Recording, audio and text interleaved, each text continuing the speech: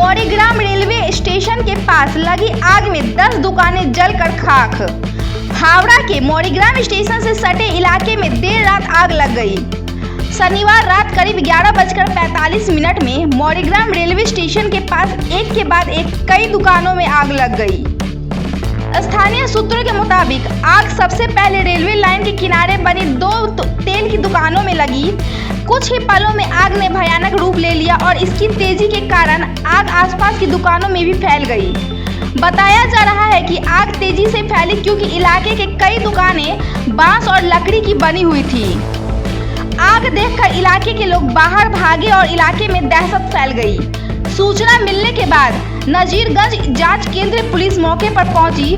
बाद में दमकल की 2 गाड़ियां पहुंची और आग बुझाने का काम शुरू किया गया। दमकल विभाग के सूत्रों के मुताबिक करीब 1 घंटे की मशक्कत के बाद आग पर काबू पा लिया गया। स्थानीय दुकानदारों का दावा है कि आसपास की करीब 10 दुकानें आग में पूरी तरह जल गई। हालांकि इस घटना में किसी की हताहत होने की कोई खबर नहीं है। आग लगने का सही कारण अभी साफ नहीं है। पुलिस ने घटना की जांच शुरू कर दी है।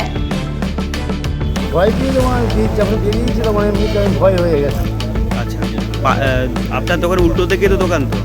হ্যাঁ, আমার উল্টো দিকে দোকান। আচ্ছা, সব দোকান কি শেষ? প্রায় সব দোকানই শেষ। আচ্ছা, এখন নিভে গেছে? এখন তো মানে নিভে গেছে, নিবনের কাজ চলছে এখনো। দমকল কি সঠিক সময় এসেছিল? না, 10 মিনিট পরে এসেছে। ঝুপড়ি দোকান ছিল সব নাকি? হ্যাঁ, মোটামুটি ঝুপড়ি দোকান ছিল, খুব ভালোভাবে কোনো পাকার দোকান ছিল না। আচ্ছা, মোটামুটি কি দোকান ছিল? একটা নাম? সব চায়ের দোকান ছিল।